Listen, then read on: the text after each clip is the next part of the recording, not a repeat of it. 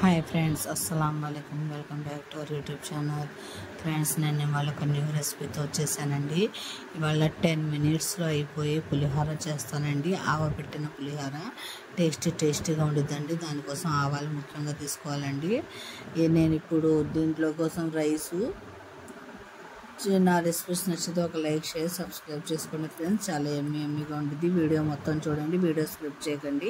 దానికోసం రైస్ తీసుకున్నానండి. ఇప్పుడు ఇందులోకి పోపు వేసుకోవడానికి నేను అదిగోండి కొత్తిమీర, పచ్చిమిర్చి, పచ్చెనపప్పు, ఎండుమిర్చి, ఎర్రగుళ్ళు తీసుకున్నానండి. ఆవాలు అయితే ముఖ్యమండి. ఇదిగోండి 2 స్పూన్స్ ఆవాలు, చింతపండు పులుసు అండి, నిమ్మకాయ సైజ్ అంతా చింతపండు పులుసు. నేను ఇప్పుడు ఈ రైస్లోకి 2 స్పూన్స్ ఆవాలు తీసుకుంటానండి. మీరు రైస్ని బట్టి తీసుకోండి ఫ్రెండ్స్. ఇందులోకి నేను ఆవాలు అనేది కొద్దిగా గ్రైండ్ చేసుకుంటానండి. ఇదిగోండి కొద్దిగా 2 స్పూన్స్ ఆవాలు వేసాను కదా, ఇది కొద్దిగా నానబెట్టి కొద్దిగా వాటర్ వేసి నానబెట్టి గ్రైండ్ చేసుకుంటాను నేను. దీనిలో ముఖ్యంగా ఇదేనండి.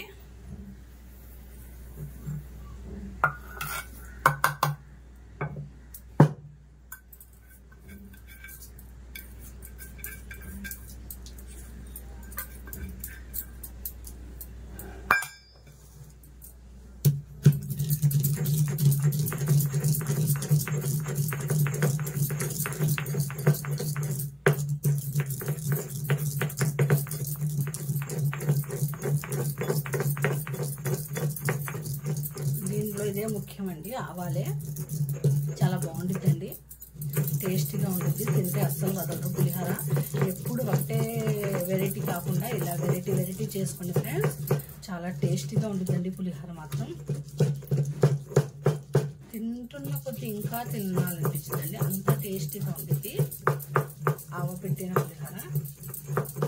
మీరు ట్రై చేయండి, మీరే చెప్తారు. చాలా రుచిగా ఉంటుందండి.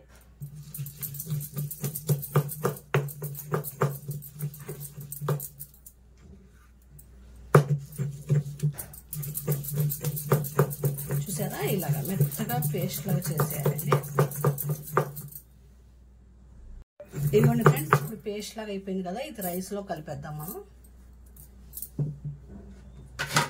తొందరగా అయిపోయిందండి.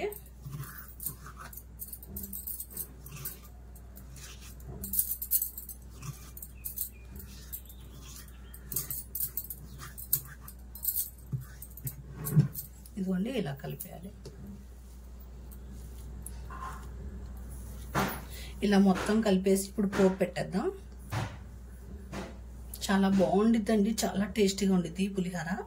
మీరు ట్రై చేయండి ఫ్రెండ్స్.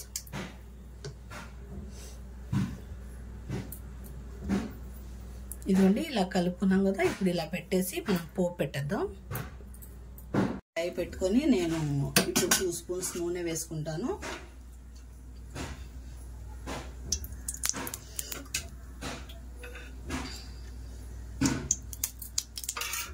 నూనె కొద్దిగా వేడెక్కిన తర్వాత ఇవి వేసేద్దాం. ఎర్రగుళ్ళు, పచ్చెనపప్పు, పచ్చిమిర్చి, కరివేపాకు మొత్తం వేసేసి ఆవాలు కూడా వేసానండి. కొద్దిగా ఎండుమిర్చి, పచ్చిమిర్చి, పచ్చెనపప్పు, ఎర్రగుళ్ళు, కొద్దిగా ఆవాలు, కరివేపాకు వేసాను. ఇది కొద్దిగా బాగా ఫ్రై అయిన తర్వాత చింతపండు రసం వేసుకున్నాం. వీడియో మొత్తం చూడండి ఫ్రెండ్స్, వీడియో స్కిప్ చేయకండి. ఇది వాళ్ళు నేను వెరైటీ పులిహోర చేస్తున్నానండి, టేస్టీగా ఉంటుంది. ఇదిగోండి ఫ్రెండ్స్, కాసేపు బాగా ఫ్రై చేసుకోవాలి.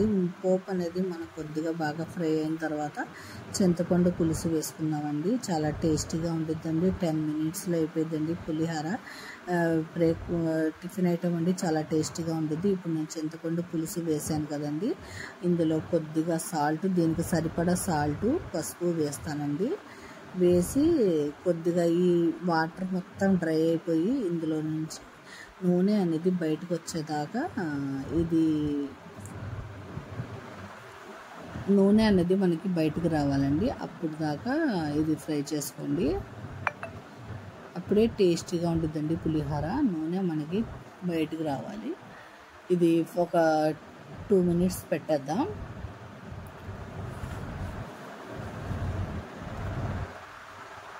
చూసారా, ఆయిల్ వచ్చేసింది కదా, ఇప్పుడు మనం రైస్ వేసేద్దాం.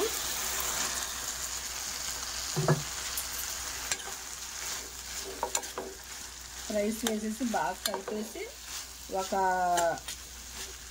2 minutes దమ్ పెట్టేద్దాం. దమ్ అవ్వాలి, అయితేనే బాగుంది.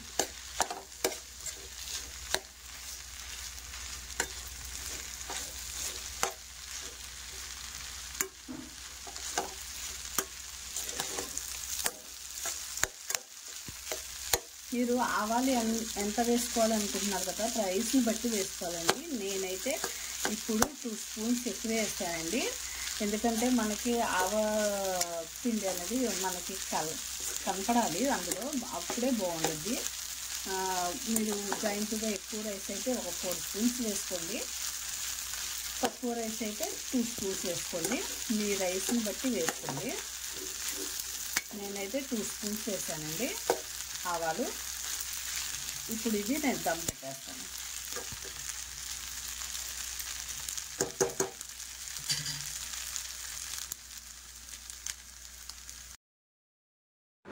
ఇదిగోండి ఫ్రెండ్స్, ఇప్పుడు 2 minutes అయిపోయిందండి. ఇప్పుడు నేను కొద్దిగా కొత్తిమీర వేస్తానండి. ఎందుకంటే కొత్తిమీర ఫ్లేవర్ అనేది అక్కడక్కడ పచ్చి పచ్చిగా తగిలితే చాలా టేస్టీగా ఉండిద్దండి. పులిహోర చాలా టేస్టీగా ఉండిద్దండి. అందుకే నేను కొత్తిమీర అనేది వేసి ఇప్పుడు ఒక మినిట్ ఏమో కొద్దిగా ప్లేట్ వేసి పెడతానండి. ఎందుకంటే కొత్తిమీర కూడా కొద్దిగా మగ్గిద్ది కదా, అయినా చాలా బాగుంటుందండి. పచ్చి పచ్చిగా కొత్తిమీర వేసుకుంటే టేస్టీగా ఉంటుందండి. ఒక్కసారి ప్లేట్ వేసేసి 1 నిమిషం ఇలా పెట్టేస్తానండి. దాని తర్వాత మనం సర్వ్ చేసుకుందాం. ఇదిగోండి ఫ్రెండ్స్, ఎంతో టేస్టీ అయిన ఆవ పెట్టిన పులిహోర రెడీ అయిపోయిందండి. ఎప్పుడు ఒకేలా కాకుండా ఇలా డిఫరెంట్గా ట్రై చేయండి. చాలా టేస్టీగా ఉంటుందండి. తిన్న కొద్దీ టేస్టీగా ఉంటుందండి. నా రెసిపీ నచ్చితే ఒక లైక్, షేర్, సబ్స్క్రైబ్ చేసుకోండి.